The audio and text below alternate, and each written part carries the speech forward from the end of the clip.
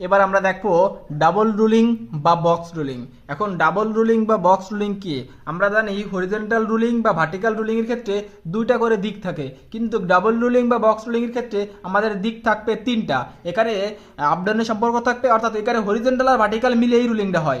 এখানে তিনটা দিক থাকবে। এখন দেখেন আমাদের এইখানে কয়টা দিক আছে, এই যে একটা দিক আছে, এই যে একটা দিক আছে, এই যে একটা দিক আছে। আমাদের এই পাশটা লাগে নর্থ।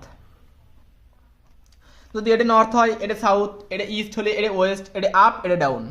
এখন আমাদের যেহেতু এটা নর্থ আছে, তাহলে সেই বরাবর আমরা বর্তমানে আমরা চিকুন পাশ থেকে শুরু করব। আমরা চাইলে যে কোনো দিক থেকে দিক বলা শুরু করতে পারি, কোনো সমস্যা নাই।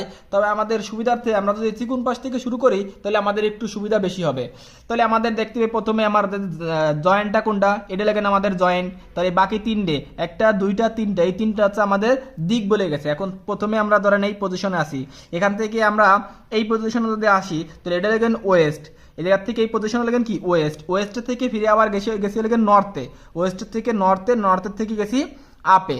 অর্থাৎ এই জায়গা প্রথমে দেখেন ওয়েস্ট আছে, west to north to up, west to north to up, তিনটে দিক বলে গেছে। তিনটে দিক যদি বলে গেছে সেহেতু এটা লেখেন ডাবল রুলিং বা বক্স রুলিং।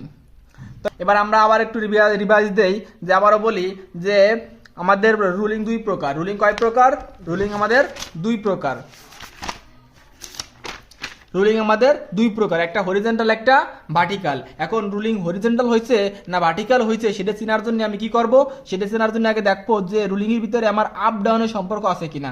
যদি আপ ডাউনের সম্পর্ক থাকে তাহলে সেটা আমার ভার্টিক্যাল, আর যদি আপ ডাউনের সম্পর্ক না থাকে তাহলে সেটা আমার হরিজন্টাল। আর যদি রুলিং এর ভিতরে দিক তিনটা থাকে তাহলে সেই ক্ষেত্রে আমাদের ডাবল রুলিং বা বক্স রুলিং। এই দেখেন এদিকে আমার তিনটা দিক আছে, একটা দিক, দুইটা দিক, তিনটা দিক আছে, তার মানে এটা আমাদের ডাবল রুলিং বা বক্স রুলিং। হ্যাঁ বন্ধুরা, এরকম এরকম ধরনের ভিডিও পাইতে আমাদের চ্যানেলটা সাবস্ক্রাইব করে রাখবেন এবং ফেসবুক পেজটা অবশ্যই ফলো দিয়ে রাখবেন। ধন্যবাদ।